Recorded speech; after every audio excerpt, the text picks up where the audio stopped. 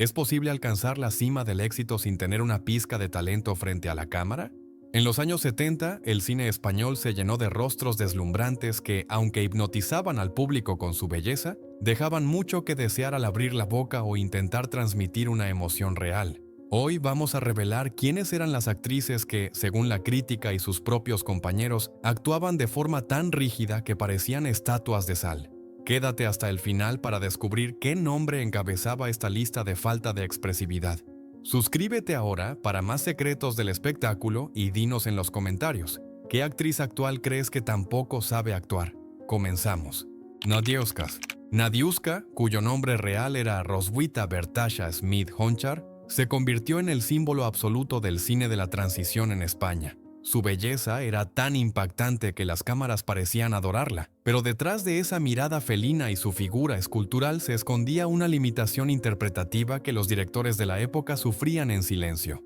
Durante la década de los 70, la actriz de origen alemán protagonizó una cantidad ingente de películas, pero su registro siempre fue el mismo: una presencia gélida, con movimientos mecánicos y una incapacidad casi total para dotar de alma a sus personajes. Los críticos de la época no tenían piedad con ella, describiendo sus actuaciones como planas y carentes de cualquier matiz que no fuera puramente estético. El problema principal de Nadiuska era su falta de formación actoral y un dominio del idioma castellano que al principio era muy limitado, lo que la obligaba a centrarse más en la pronunciación que en la emoción. Esto generaba que sus diálogos sonaran robóticos, sin la cadencia natural que requiere el drama o la comedia.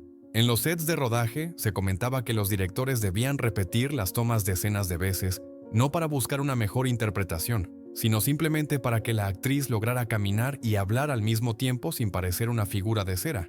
Ella era el producto perfecto de una industria que priorizaba el impacto visual sobre la calidad artística, una época donde enseñar la piel era más importante que saber llorar frente a la cámara. A pesar de su inmensa popularidad, la actriz nunca logró convencer a los puristas del cine. Sus compañeros de reparto, muchos de ellos actores de raza con décadas de experiencia en el teatro, sentían una frustración latente al trabajar con alguien que no respondía a los estímulos interpretativos. Nadiuska se limitaba a estar ahí, a lucir espectacular, pero sus ojos rara vez comunicaban lo que el guión exigía. Esta rigidez la encasilló en papeles de mujer objeto, donde su única misión era ser el centro de atención visual del espectador masculino. Sin necesidad de desarrollar una psicología compleja en sus personajes, la industria la devoró rápidamente precisamente porque su talento no podía sostener la fama que su físico le había proporcionado. Con el paso de los años, cuando el fenómeno del destape empezó a decaer y el público comenzó a exigir historias con más peso emocional, la estrella de Nadiuska se apagó de forma dramática. Sin una base sólida de técnica actoral a la que aferrarse, no pudo dar el salto a un cine más serio o profundo. Se dice que en sus últimas producciones, su falta de expresividad era tan evidente que los montadores tenían que hacer malabares para que sus escenas tuvieran algún sentido narrativo. La mujer que un día fue la más deseada de la nación terminó siendo el ejemplo más recordado de cómo la industria del cine puede encumbrar a alguien por su apariencia mientras ignora por completo la ausencia de vocación y talento dramático. Su historia es el recordatorio de una época dorada pero superficial, donde el éxito era un castillo de naipes construido sobre la belleza exterior. Nadiuska pasó a la historia no por sus grandes actuaciones, sino por ser la reina de una era que no necesitaba que sus estrellas supieran actuar, siempre y cuando supieran posar. Su caída fue tan estrepitosa como su ascenso, dejando tras de sí una filmografía repleta de títulos que hoy se ven con nostalgia, pero también con la certeza de que su interpretación era tan vacía como una fotografía sin color. Fue la actriz que lo tuvo todo menos el don de la interpretación, y eso, al final del camino, fue lo que selló su destino en el olvido artístico más absoluto. Agatha Lees. Agatha Lees fue otra de las grandes figuras que surgieron al calor de la libertad que empezaba a respirar el cine español a mediados de los años 70. Con una melena rubia platino y una presencia que recordaba a las divas de Hollywood, Agatha cautivó a los productores que buscaban rostros nuevos y provocadores. Sin embargo, su incursión en la interpretación fue duramente cuestionada desde sus inicios. Muchos expertos en cine de la época coincidían en que su capacidad para transmitir sentimientos era prácticamente inexistente. Agatha tenía una tendencia natural a la sobreactuación, o por el contrario, a una rigidez absoluta que la hacía parecer totalmente ajena a lo que estaba ocurriendo en la escena. como si estuviera leyendo un catálogo de moda en lugar de un guión cinematográfico.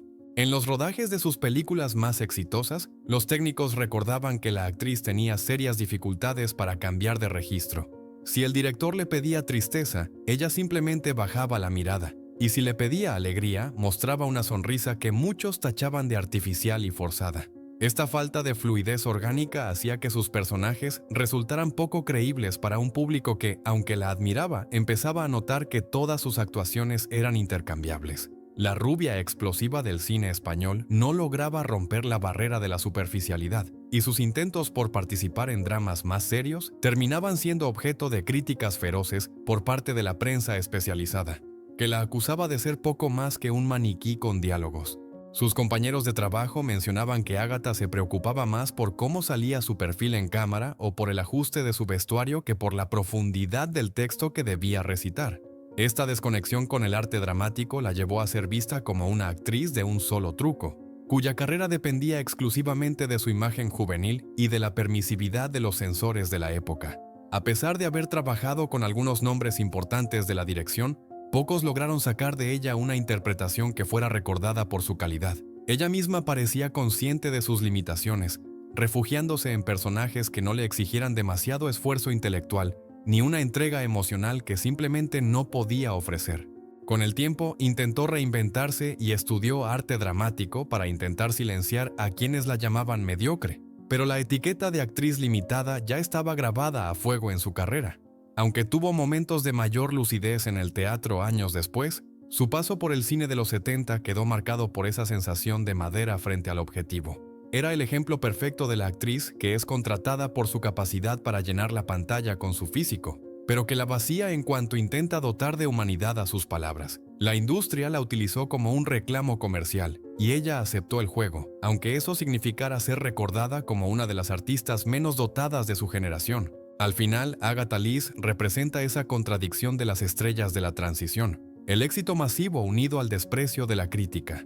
Su legado no son grandes monólogos ni escenas desgarradoras, sino una serie de imágenes icónicas donde su belleza eclipsa por completo su falta de dotes actrices. Fue una mujer que vivió el sueño del cine sin tener las herramientas para habitarlo de verdad, dejando una huella que, aunque visible, carece de la profundidad que solo el verdadero talento puede otorgar. Hoy la recordamos como una de esas actrices que, a pesar de estar en todas las portadas, nunca logró que el público creyera en sus lágrimas o en sus risas de ficción. Bárbara Rey.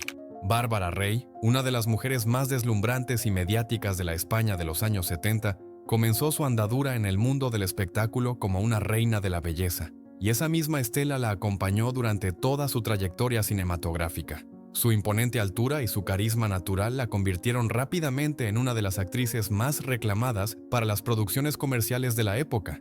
Sin embargo, a medida que su rostro aparecía en una película tras otra, una realidad comenzó a hacerse evidente para el público y los entendidos. Su capacidad interpretativa no estaba, ni de lejos, a la altura de su atractivo físico.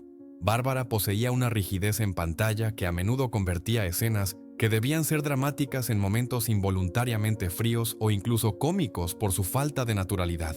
Los directores que trabajaron con ella en aquella década notaban que la actriz tenía serias dificultades para modular su voz y para expresar emociones que no fueran simplemente una extensión de su propia personalidad exuberante. En los rodajes, era común que el equipo tuviera que repetir tomas simples porque Bárbara parecía estar más pendiente de su postura y de cómo la luz incidía en sus facciones que de la réplica que le estaba dando su compañero de escena. Sus actuaciones eran descritas como monocromáticas, sin matices que permitieran al espectador conectar con la psicología profunda de sus personajes. Ella representaba a la perfección el arquetipo de la estrella de revista trasladada al cine, donde el espectáculo visual primaba sobre el análisis del texto o la construcción de una verdad dramática creíble. Sus compañeros de reparto, muchos de ellos actores formados en las tablas del teatro clásico, a veces mostraban una discreta frustración ante la falta de reciprocidad emocional de la actriz. Actuar consiste, en gran medida, en reaccionar a lo que el otro te ofrece, pero con Bárbara, esa conexión solía cortarse debido a su actitud estática y a su entrega superficial de los diálogos. A pesar de ser una mujer inteligente y con un gran instinto para la supervivencia en el mundo del espectáculo, el arte de la simulación y la creación de personajes complejos parecía escapársele entre los dedos. La crítica de cine más seria no tardó en señalar que su presencia en las películas era puramente ornamental, una pieza más del decorado destinada a atraer al público a las salas sin ofrecer ninguna calidad artística a cambio. Con el paso del tiempo, ella misma reconoció en diversas ocasiones que el cine de aquella época no le permitía demostrar mucho más, pero la realidad es que incluso cuando tuvo oportunidades en proyectos más ambiciosos, su registro seguía siendo limitado. Su fama se alimentaba mucho más de las noticias del corazón y de su vida privada que de sus méritos sobre el escenario o frente al objetivo. Bárbara Rey fue la actriz que todos querían ver, pero pocos querían escuchar en un papel que exigiera un mínimo de vulnerabilidad real. Su paso por la gran pantalla en los 70 dejó una colección de títulos donde su belleza es innegable, pero donde su actuación se recuerda como algo anecdótico, carente de la fuerza necesaria para ser considerada una intérprete de peso en la historia de nuestra cinematografía. Hoy en día, al revisar su filmografía, es fácil percibir esa sensación de madera que mencionaban los expertos. Su estilo era plano, sus reacciones lentas y su voz carecía de la intención dramática necesaria para conmover. Fue una estrella absoluta de la transición, una mujer que supo gestionar su imagen como nadie, pero que cinematográficamente hablando nunca logró salir de la categoría de las actrices que estaban allí por todo menos por su talento actoral. Su legado es el de una figura icónica de la cultura popular, pero su nombre siempre aparece cuando se habla de aquellas bellas damas que, a pesar de las oportunidades, nunca consiguieron que la cámara viera en ellas algo más que una cara bonita y una presencia física imponente. María José Cantudo. María José Cantudo pasó a la historia de España por protagonizar el primer desnudo integral del cine nacional en la película La Trastienda, un hito que la catapultó a la fama absoluta en el año 1976. Sin embargo, más allá de aquel momento que rompió las barreras de la censura, la realidad de su carrera interpretativa estuvo siempre marcada por una rigidez que la crítica no dudó en señalar desde el primer día.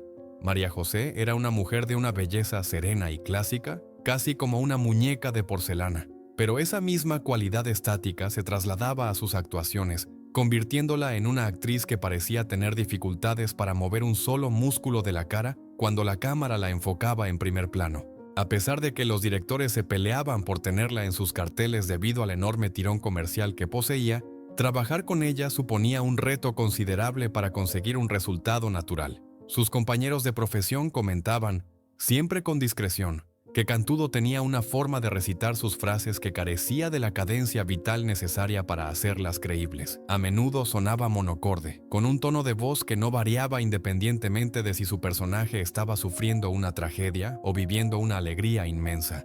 Era como si estuviera leyendo el guión en tiempo real, preocupada más por no olvidar el texto que por sentir la emoción que debía transmitir. Esta falta de organicidad hacía que sus escenas dramáticas a menudo cayeran en el vacío, dejando al espectador con la sensación de estar viendo a una mujer preciosa, pero fría como el hielo. La prensa especializada de la época, aunque agradecida por su valentía al romper tabúes, fue implacable con sus dotes artísticas. Se escribieron columnas enteras analizando cómo su presencia escénica se limitaba a estar ahí, sin aportar profundidad psicológica a los roles que interpretaba.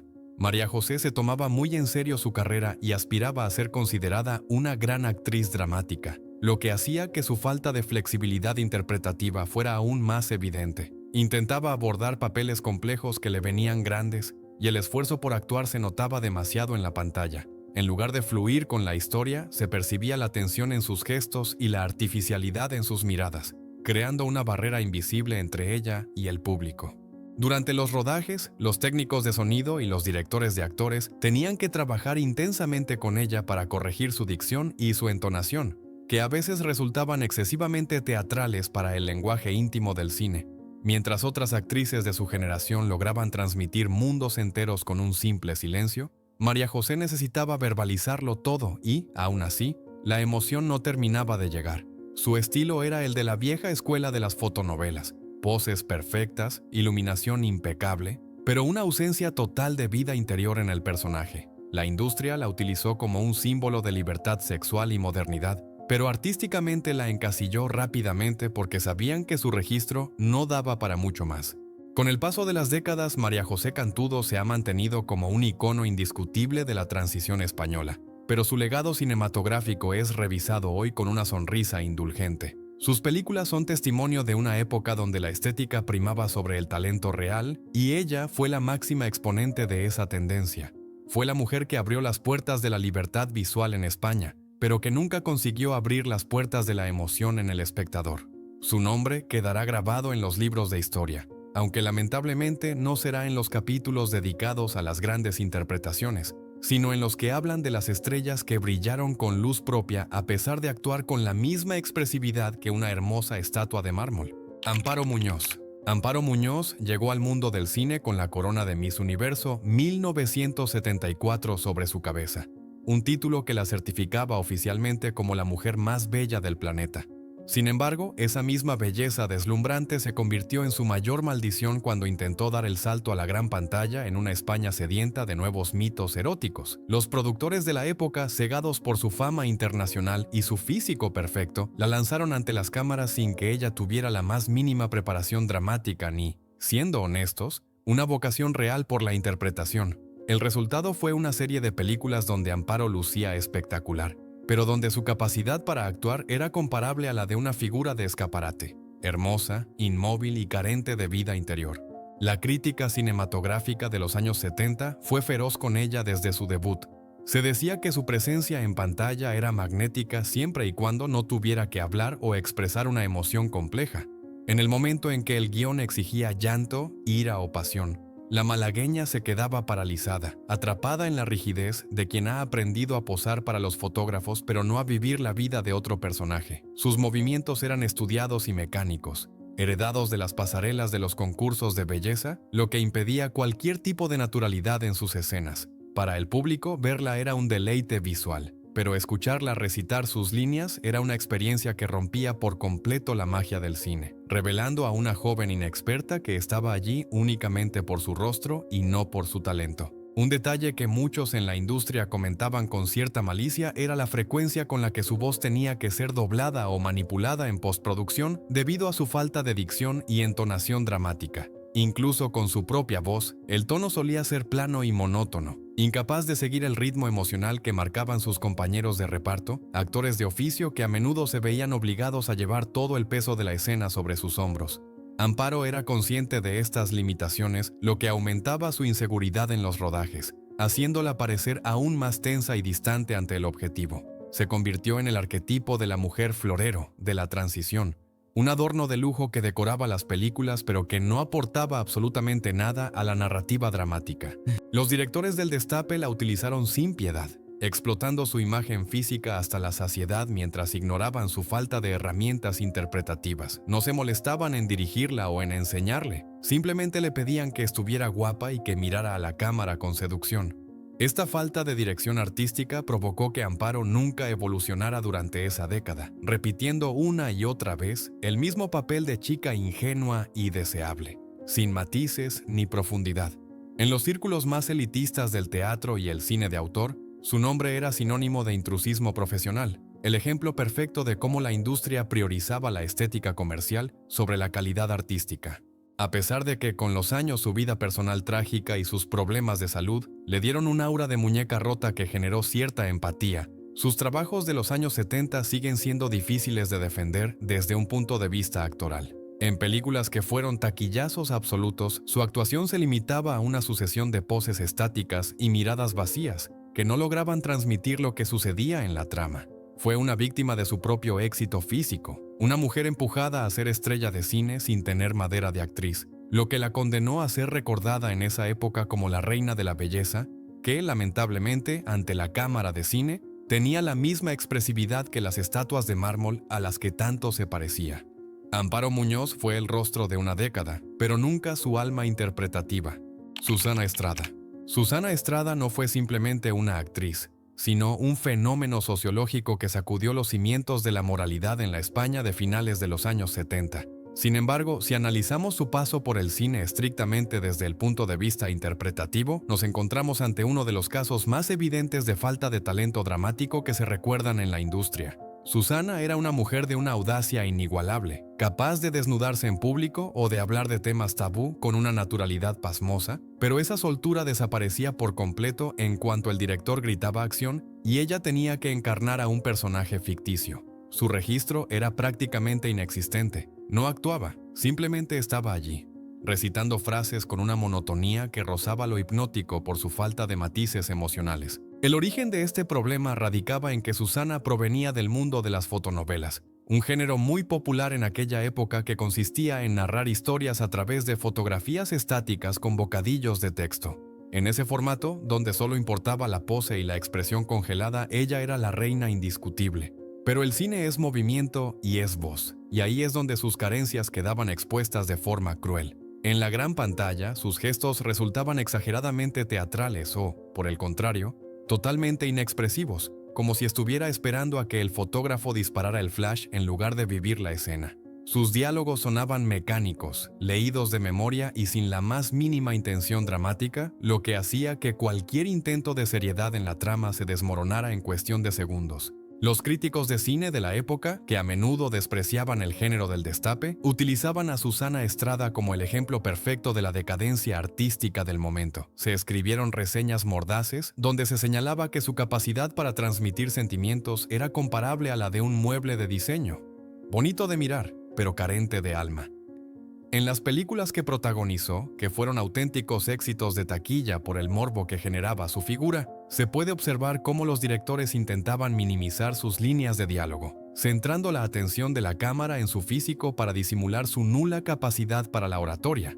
Cuando tenía que interactuar con actores de método o con veteranos de la escena, el contraste era tan abismal que resultaba incómodo para el espectador exigente. Sus compañeros de rodaje hablaban de ella como una mujer libre y divertida fuera del set, pero admitían que trabajar con ella implicaba renunciar a cualquier tipo de duelo interpretativo.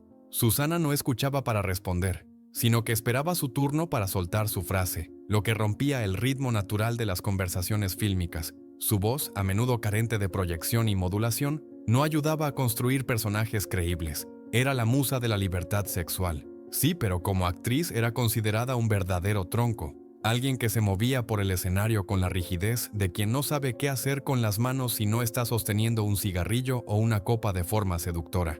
A pesar de todo, Susana Estrada nunca pretendió ser una gran dama del teatro ni engañó a nadie con falsas pretensiones artísticas. Ella sabía cuál era su papel en la sociedad de la transición y lo jugó hasta las últimas consecuencias, aprovechando el cine como un vehículo más para su mensaje de liberación y para ganar dinero. Sin embargo, eso no borra el hecho de que sus actuaciones han envejecido terriblemente mal. Hoy en día, ver una de sus películas es asistir a una clase magistral de cómo no se debe actuar. Miradas a cámara innecesarias, tiempos muertos injustificados y una frialdad expresiva que contrasta irónicamente con el calor que sus desnudos provocaban en la audiencia. Fue el icono más grande de una época, pero cinematográficamente hablando, su talento fue tan efímero y superficial como las portadas de las revistas que protagonizaba cada semana. Blanca Estrada. Blanca Estrada llegó al cine español con la etiqueta de ser la cara amable y elegante del destape, en contraposición a la imagen mucho más agresiva y descarada de su prima, Susana Estrada. Sin embargo, aunque su belleza era indiscutible y poseía una sofisticación natural que la cámara adoraba, su talento interpretativo fue objeto de críticas constantes durante toda la segunda mitad de la década de los 70.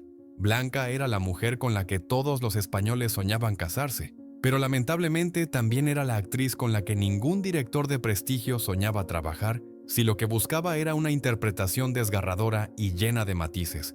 Su estilo de actuación se definía por una frialdad casi polar. Era una presencia estática que parecía observar la escena desde fuera en lugar de vivirla desde dentro, lo que le valió el apodo no oficial de la Reina de Hielo entre algunos sectores de la prensa cinematográfica. A pesar de protagonizar títulos de enorme éxito comercial como Dios bendiga cada rincón de esta casa, la realidad es que Blanca Estrada tenía serias dificultades para transmitir calor humano a través de sus personajes, más allá de la temperatura que generaban sus desnudos. En las escenas de mayor carga dramática, donde se requería llanto, angustia o euforia, su rostro permanecía inalterable, manteniendo esa misma expresión de leve sonrisa melancólica que utilizaba para todo.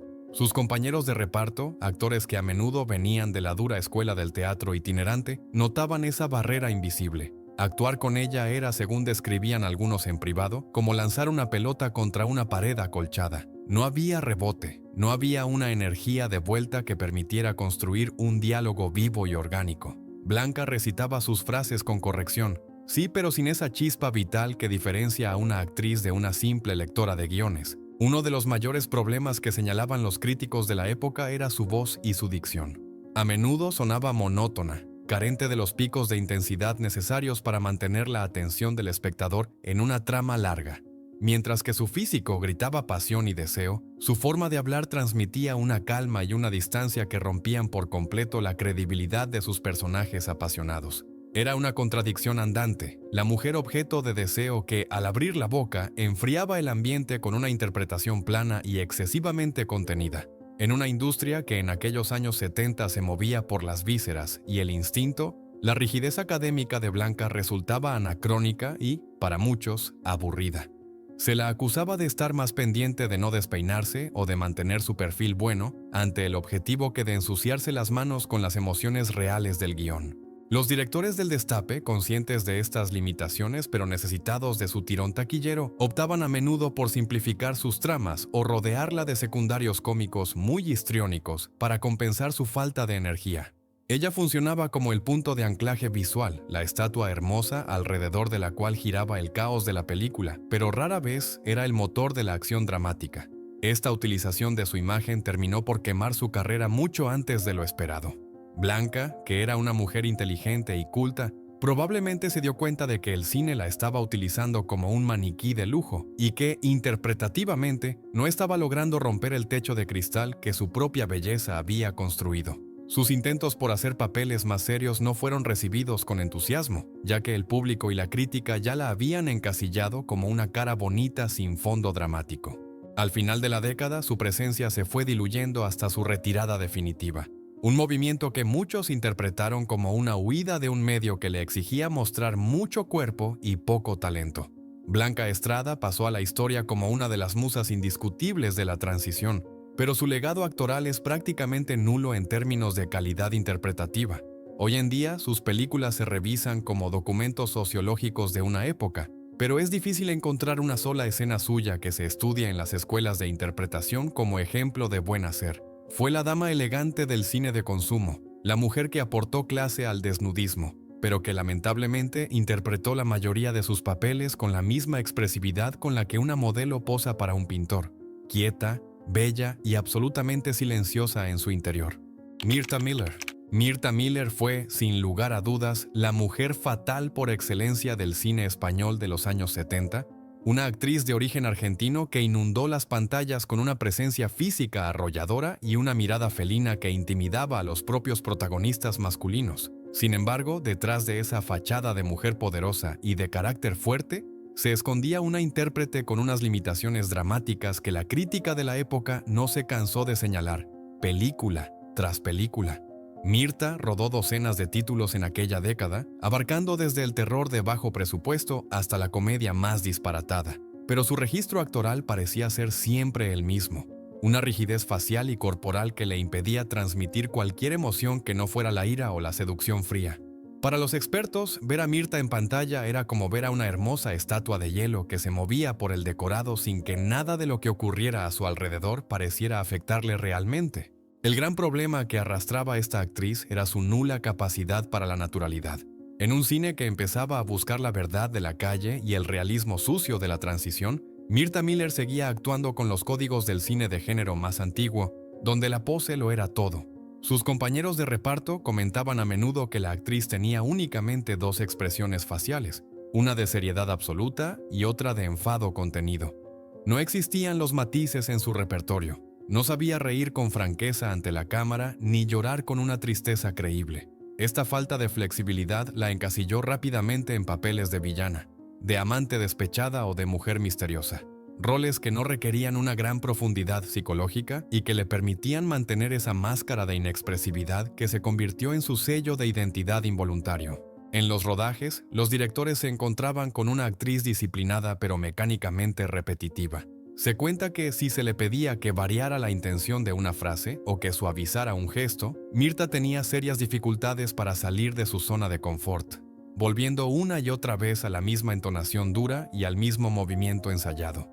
Su voz, grave y contundente, tampoco ayudaba a generar empatía con el espectador, mientras otras actrices lograban enamorar al público con su dulzura o su vulnerabilidad.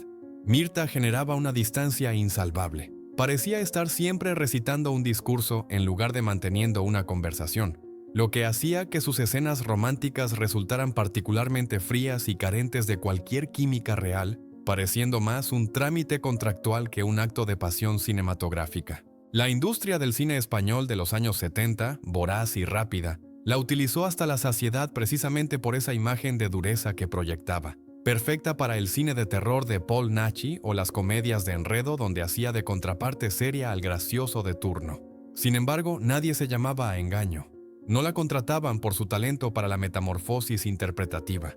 En las reseñas de las revistas de cine, su nombre solía aparecer vinculado a comentarios sobre su espectacular figura o su vestuario, pero rara vez se alababa su trabajo actoral. Era el paradigma de la actriz funcional. Llegaba, se ponía delante de la cámara, decía su texto sin tropezar y se marchaba, sin dejar ni un rastro de alma en el celuloide. Con el paso del tiempo y el cambio de gustos en el público que empezó a demandar actrices más versátiles y orgánicas, la carrera de Mirtha se fue apagando en la gran pantalla. Su estilo hierático y solemne dejó de encajar en un cine que evolucionaba hacia la modernidad y la complejidad emocional. Hoy en día, al revisar su extensa filmografía, queda patente que Mirtha Miller fue un rostro imprescindible de una época, pero también una de las actrices más limitadas que pisaron los estudios españoles. Su legado es el de una mujer que supo explotar su imagen de vampiresa inalcanzable para ocultar que, en realidad, carecía de las herramientas necesarias para dotar de vida humana a los personajes de cartón piedra que le tocaba interpretar.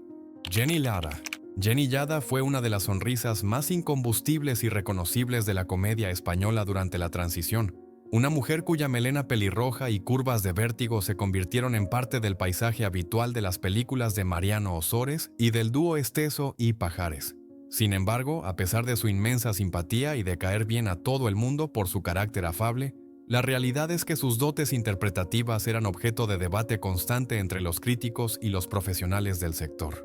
Jenny provenía del mundo de la revista y el teatro de variedades, un género donde la exageración y el gesto grandilocuente son necesarios para llegar a la última fila de butacas, pero al trasladar ese estilo a la intimidad de la cámara de cine, el resultado solía ser una actuación sobreactuada y carente de cualquier naturalidad creíble. El gran obstáculo de Jenny Lada para ser tomada en serio como actriz dramática era su tendencia a interpretar todos sus papeles con el mismo registro de chica mona y algo ingenua. No importaba si la escena requiera tensión, miedo o enfado. Ella siempre parecía mantener una expresión de sorpresa perpetua y una sonrisa que, aunque encantadora, resultaba totalmente inadecuada para situaciones que exigían un mínimo de gravedad. Sus compañeros de rodaje notaban que la actriz tenía dificultades para escuchar realmente al otro personaje. En su lugar, parecía estar esperando ansiosamente su pie de frase para soltar su texto con una entonación que a menudo sonaba infantil o forzada. Su voz, con un timbre agudo muy característico, se convirtió en su marca de fábrica, pero también en una limitación que le impedía abordar roles de mujeres maduras o complejas. En la industria se comentaba que los directores la contrataban exclusivamente por su físico espectacular y su capacidad para desnudarse con naturalidad ante la cámara, sin esperar de ella ningún tipo de profundidad artística.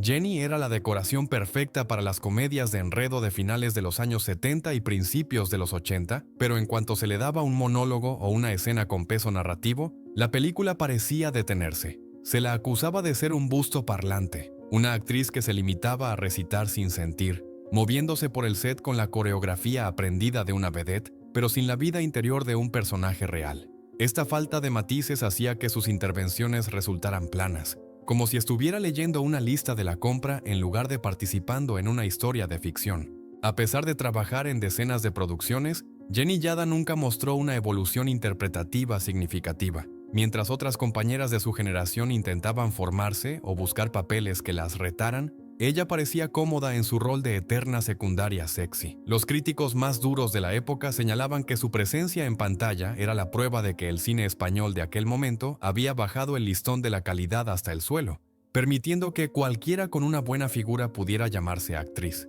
En los círculos teatrales más serios, su nombre provocaba cierto rechazo, no por su persona, que era encantadora, sino por lo que representaba: el triunfo de la imagen sobre el talento, la victoria de la forma sobre el fondo. Con el paso de los años, Jenny quedó atrapada en ese estereotipo del que nunca pudo, o quizás nunca quiso, salir. Sus intentos posteriores por hacer televisión o teatro de texto revelaron aún más sus carencias, mostrando que sin el apoyo de su juventud y belleza explosiva, sus herramientas actorales eran muy escasas. Hoy en día se la recuerda con mucho cariño como un icono de una época feliz y despreocupada, pero nadie se atrevería a incluirla en una lista de grandes intérpretes. Fue la reina de la revista llevada al cine, una mujer que llenó la pantalla con su alegría y su cuerpo, pero que interpretativamente hablando ofreció actuaciones que tenían la misma profundidad que un cartel publicitario, brillantes por fuera, pero vacías por dentro. Teresa Gimpera. Teresa Gimpera fue, indiscutiblemente, el rostro más sofisticado y moderno de la España de los años 60 y 70, la musa de la llamada gauche divine, y una mujer cuya elegancia natural la convirtió en la modelo más cotizada del país. Sin embargo, su salto al mundo del cine estuvo marcado por una carencia de vocación y talento interpretativo que ella misma llegó a reconocer con el paso del tiempo, pero que en aquel momento supuso un verdadero quebradero de cabeza para los críticos. Teresa no actuaba, ella posaba.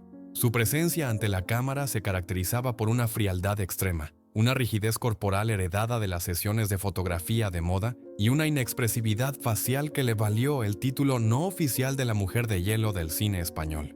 Durante la década de los 70, Gimpera participó en una cantidad asombrosa de películas, desde el cine de autor más intelectual hasta producciones de terror y comedias ligeras.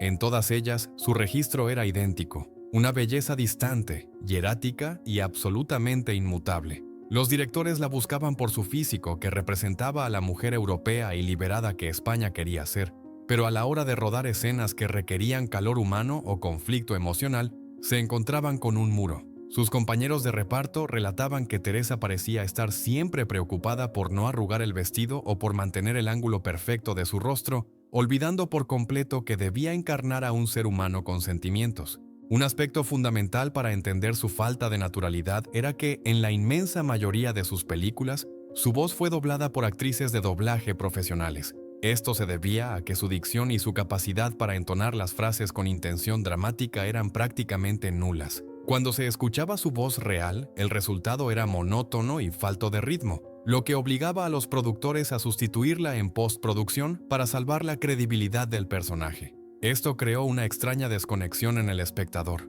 Veían a una mujer bellísima moviéndose como una autómata, con una voz que claramente no le pertenecía, reforzando esa sensación de estar viendo a una muñeca articulada en lugar de a una actriz de carne y hueso. La crítica más feroz de la época la acusaba de ser un busto parlante de lujo, una mujer que paseaba su fotogenia por los decorados sin mancharse las manos con el barro de la interpretación. En las escenas de terror, donde debía mostrar miedo o pánico, su rostro apenas sufría variaciones, manteniendo esa compostura de pasarela que resultaba inverosímil en situaciones de vida o muerte. Teresa Gimpera representaba el triunfo de la estética sobre la ética artística. Estaba allí porque la cámara la amaba, no porque tuviera la capacidad de contar una historia con su mirada. Ella misma confesó años más tarde que nunca se sintió actriz y que el cine fue para ella una forma fácil de ganar dinero aprovechando su momento de gloria publicitaria. A pesar de trabajar con directores de renombre internacional y de convertirse en un icono pop, su legado interpretativo es el de una mujer que jugó a ser actriz sin aprender nunca las reglas del juego. Su estilo palo, rígido y sin alma, es el ejemplo perfecto de cómo el cine de los 70 a menudo prefería un rostro perfecto a un talento real. Teresa Gimpera fue la reina de la modernidad, pero en la pantalla grande su actuación tuvo siempre la misma profundidad emocional que las portadas de las revistas que protagonizaba, deslumbrante por fuera, pero completamente plana por dentro. Fue la estatua más bella de nuestro cine, y también, lamentablemente, la que menos vida supo transmitir a través de sus ojos.